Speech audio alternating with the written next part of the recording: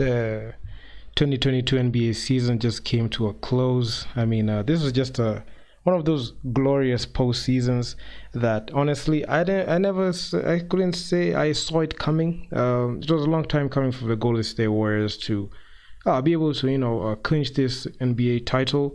They have made the finals 6 times in 8 years. 2018 was the last time they won the championship. 2019 they made the finals, but they weren't able to beat the Raptors because they were so injury riddled. But hey, I mean, it's great to see this team. Stephen Curry, the greatest shooter of all time, he clinched a lot of silverware this season. He got the Kobe Bryant All-Star Game MVP. After he got that All-Star Game MVP, he clinched the Conference Finals MVP for the first time in Warriors history and also in league history. And he's now a Finals MVP and an NBA champion. So he has a total of 4 rings. So yeah, I mean, beat the Celtics in 6 games. The Celtics I can just see this game, they just threw in the towel in the second half and it all went downhill. But all the way from the first, I don't know where to start, man. I was making videos following through the series and giving it a close look, and we were just treated to great matchups, great it was just great. I mean, everything was just awesome, and there's no much you can say. There's no much you could say that can change the way this whole feeling just feels. I mean, hold up for a second. Let me just check a few things here. I mean, this full season, especially from the first round. Let me just start with the East. Then I'll head to the West. Hawks versus the Heat. 1 seed versus an 8 seed. The Miami Heat beat the Hawks in 5. I mean, that was expected. The Miami Heat were number 1 seed. They just did their thing. There was actually a series where I saw glaring, like, I just saw how Trae Young could be contained, especially in the postseason. And the Miami Heat just knew what to do, and they're actually a very defensive and cohesive unit. And they know, and they just knew what to do and how to execute it. So they just did their thing right there. Then moving on to the Philadelphia 76ers versus the Toronto Raptors. I knew there was no way the Toronto Raptors are going to make it past the first round, but it was funny the way this series unfolded. The Philadelphia 76ers won 3 straight games and were able to sweep them in game 4 and also game 5. So this ended up a 6-game series, which was pretty odd. I expected the Philadelphia 76ers to be able to at least beat them in 5 or even a sweep, but that wasn't the case. And I can say some chinks in their armor just were exposed then in that bracket. Then moving on to the Bucks versus the Bulls. This was eventual. I knew the Bulls were going to make it to the playoffs, but with the matchup with a team like the Bucks, there was no way they're going to beat the Bucks. So this was not just a no-brainer. And Milwaukee, this is the series where Chris Middleton went down, but he came up clutch and did his thing. I was able to take away Giannis was able to take away the Bulls and take out the Bulls quickly and advance to the second round. And the series that was pretty interesting, that I just gave it some depth and a closer look, was the Boston Celtics versus the Brooklyn Nets. Okay, I never saw this sweep coming. I also even made a video when it happened, and it was just a shocker to me. I never expected the Kyrie and KD to look like that. To look like that in their series, and actually they look so horrendous. They had ups and downs in this whole series. Not to make excuses for them, but they were not a cohesive unit. You could see Kyrie, no vaccine mandate. He didn't take the vaccine at first. He didn't play like a large portion of the season. James Harden, with he didn't have the best moments and the best season with the Brooklyn Nets. KD going down with a knee injury. I mean, it was just sad. He was out for like at least 2 months, so it dripped them off in the standings. So it was just an up and down season. And when they met a team like the Boston Celtics, who knew how to defend a guy like KD. They really exploited that, and led by the defensive defensive player of the day in Marcus Smart. They just knew what type of defense to put on KD, and they just got physical with him. They threw him out of this game and this series, and they just swept him. I never saw a sweep coming, but hey, I mean, they just did their thing. And on to the West, man. I mean, the Phoenix Suns versus the New Orleans Pelicans. This series ended up in 6 games. I mean, it was just good to see that. The Phoenix Suns just, coming out and doing that thing like that. And they beat the 8th-seeded Pelicans. This was expected. I never expected a different result. The 1 seed, they won the most games. They won 64 games. So there was no way they're going to drop it in the first round. They're not going to pull off Dallas Mavericks in the 07 postseason like that. They're not going to do that. So, yeah, they made past the Pelicans in 6. So it was actually, a series that I knew that, Brandon Ingram and that Pelicans team were not able to match up against the Chris Paul led Phoenix Suns and also Devin Booker at the helm. Then moving on, next we had the Jazz versus the Mavs. I mean, this series was it was crazy for the Jazz. I can just say, I mean, Donovan Mitchell, Rudy Gobert, Mike Conley. You might think that they are solid pieces, but do they really have enough to win a championship? That's one question that was glaring. And honestly, you just don't know what to expect from that group of guys. But the way that Jalen Brunson, had career nights, he had a 40-point game there. Then you have like a Donovan Mitchell who's not able to, wheel that team to success. You could see it was so underwhelming. The last season, they were a 1 seed. They got beat by the Clippers in the second round in 7 games. Utter capitulation from the defensive player of the year at the time in Rudy Gobert. Not enough. So they got beat in 6 games, which even without Luka, the Dallas Mavericks just had the Jazz numbers. So they just made it. They just made it past the Jazz in quick succession. Then moving on to the Golden State Warriors versus the Denver Nuggets. I mean, the Denver Nuggets, honestly, I just want to excuse them this season because they didn't have their key pieces in. They didn't have Jamal Murray, who was very crucial, especially in that bubble run where they made the West Finals in 2020, and also Michael Porter Jr. So struggling injuries. So he's only left, the reigning MVP in Jokic out there. So I mean, and actually he is a 2-time NBA MVP. So I mean, there wasn't much he could do. So honestly, I don't want to make excuses for him, but honestly, looking at how he did it and how he won that MVP and him not being able to make it past the Warriors, it was understandable because he didn't have enough firepower on offense. He will drop 38, but it is what it is. The Warriors just had too much firepower. At that time, Stephen Curry, Clay, Dre, Andrew Wiggins, Jordan Poole were coming onto their own, and they just did their thing. So, yeah, and there's no way you're going to beat the greatest shooter of all time in a series. It's just going to be 1 against 5. It was Nikola Jokic versus the Golden State Warriors. You can't win that. So, they got beat in 5. But the series that was pretty much interesting was the Grizzlies versus the Wolves. Yeah, I know they blew multiple 20-point leads, especially in a single game. This was actually pretty crazy, but the way this series unfolded, I just knew it could go either way. But I would give the nod to the way the Grizzlies. I would have given the nod to the way the Grizzlies played. But looking at how the Memphis Grizzlies came out, they showed why they're the number 2 seed, and they beat the Timberwolves in 6 games. The only memory I remember from the Timberwolves is, when they beat the Los Angeles Clippers to secure the 7th seed. These guys celebrated like they won the championship. But when they met the Ja Morant-led Grizzlies, the Timberwolves just, they utterly capitulated. They didn't know what to do. So the Memphis Grizzlies, man, they tried everything, but it wasn't going out. It wasn't working well for them. So honestly, if you ask me, this result wouldn't have gone any other way. But honestly, I love the way this series panned out, and it was just a great thing to see.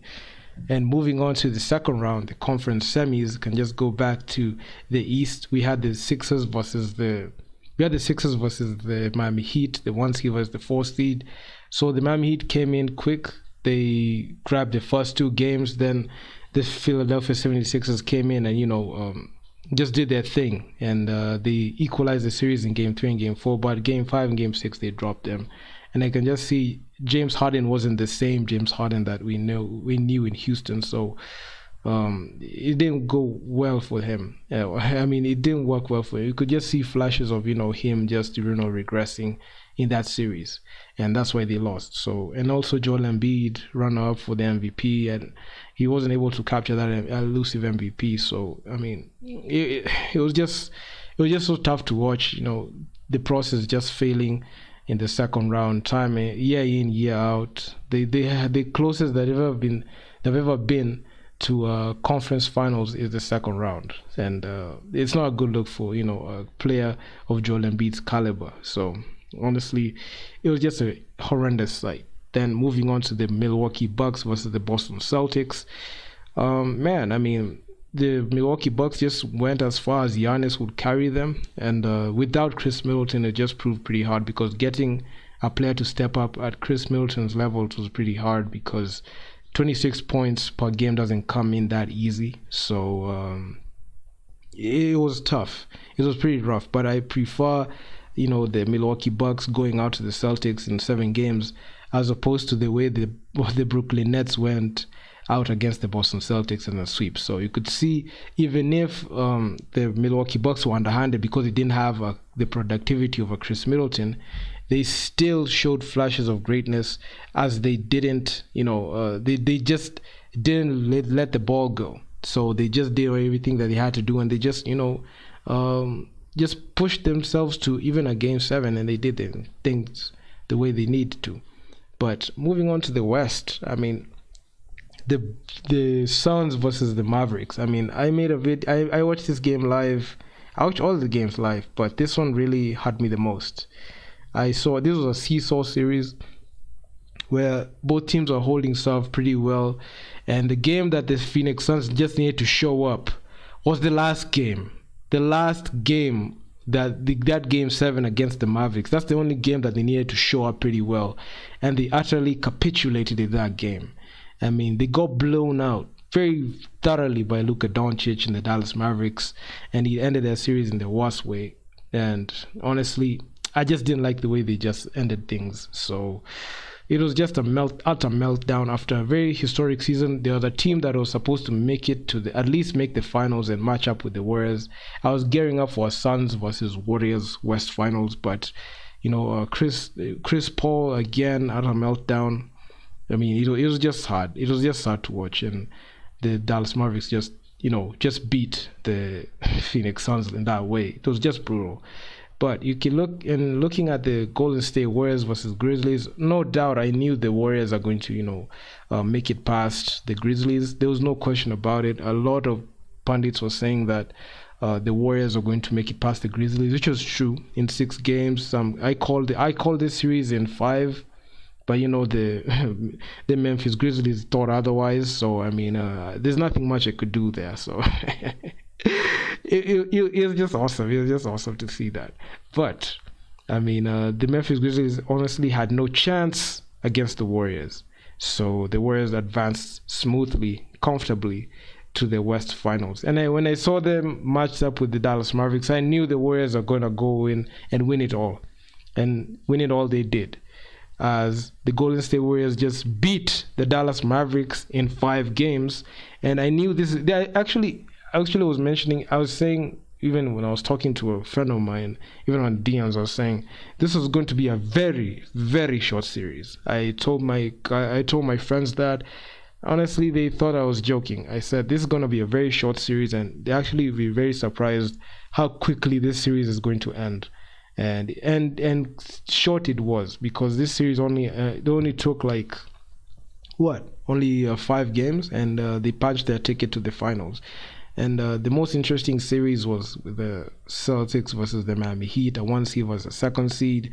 The Miami Heat, just did everything they had to do. Jimmy Butler, I can say Jimmy Butler, if he would have won and made the finals, he would have been, that MVP, the conference finals MVP would be so much deserving to him. Because even if, they lost to the Celtics, I can say Jimmy Butler was the most valuable player in that whole conference finals. So anyway, this is not a knock on Jason Tatum, but the way that they played, with the way that Jimmy Butler played in the Miami Heat, I mean, it's just too little, too late, and they just lost in 7 games. So, I mean, the finals, the Golden State Warriors versus the Boston Celtics.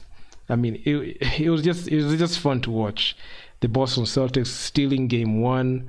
I mean, it was so unexpected, especially in the Chase Center. When I saw them steal Game 1, I was, oh man, this is going to go 7 games because it's just going to be a seesaw series. But Game 2, the Warriors thoroughly, had a defensive clinic on the Boston Celtics, and they held them to 88 points. Game 3, the Boston Celtics came in the TD Garden, they won, but everything went all downhill for the Boston Celtics as Game 4, 5, and 6 they lost back to back to back.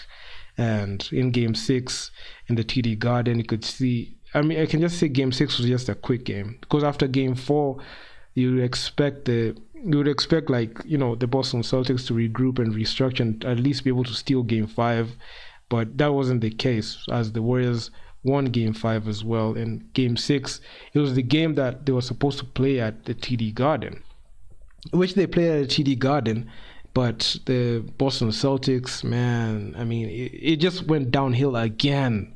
As in the first half, they had a very good game with Jason Tatum, scoring, but at this point where they just couldn't even get a lead change, and they couldn't even tie up the game. They were just chasing the game, and the Warriors were just chasing that ring and greatness.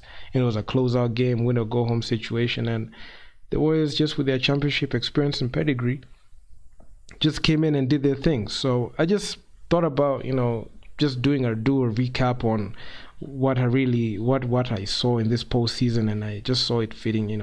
I was thinking about recording this and going live, but I just said, let me just what the heck, let me just go live and just surprise you guys. And honestly, I loved every minute of this postseason. I never expected the Warriors to win. I never expected the Warriors to win, but they did, because I was gearing up for more of a Suns back to back honestly, I just really wanted the Suns to go make it back, and also the Bucks to make it back, just to see that finals repeat. But that wasn't the case, as new guys in the Boston Celtics, they hadn't made the finals in 12 years. The last time they won the championship was 14 years ago. So it was just pretty interesting, just pretty awesome to see, this new team from the East duke it out, this iteration. But the Boston Celtics they have been this close to the NBA Finals. They were close to the NBA Finals multiple times. In 2017, they made the conference finals. They got beat by the Cavs. 2018, they made the conference finals. They got beat by the Cavs back to back. 2019, they capitulated in the second round as they beat by the Milwaukee Bucks, the champions. I mean, in 2020, in the bubble, they had an utter meltdown in the conference finals against the Heat, where they were on a revenge tour this season. And 2021, last postseason, they got beat in 5 by the Brooklyn Nets. So you can see, with that pattern, this postseason they were on a revenge tour. In the first round, they swept the Brooklyn Nets, who beat them in 5. In the second round, they got revenge on the Milwaukee Bucks on what they did to them, how the Bucks did to them, and what the Bucks did to them in the 2019 postseason. In the second round, they beat them in the second round. And the Miami Heat, the Boston Celtics, I dare say, got their revenge on the Miami Heat on the conference finals that they folded in 2020. So it was just an utter revenge tour for the Boston Celtics. But when it mattered the most for them to win the championship, they just didn't have the experience and pedigree against the Golden State Warriors, because the Golden State Warriors are making the final strip 6 times in 8 years. So these guys know how to play big games and how to play in the biggest stage. So this is not a knock on the Boston Celtics, but right now it's the Warriors dynasty that's ruling, and there's not much to say. Of course, the Warriors aren't even the favorites. Honestly, the favorites were like the Lakers, Brooklyn Nets, Milwaukee Bucks, Phoenix Suns. Those are the favorites. Even, I dare say, even the the Philadelphia 76ers when they traded for James Harden. It was pretty crazy to see that it was championship or bust for them. So it was crazy to see even the teams that made the finals were not even the actual favorites to win and win it all, because you could even see the ESPN analytics.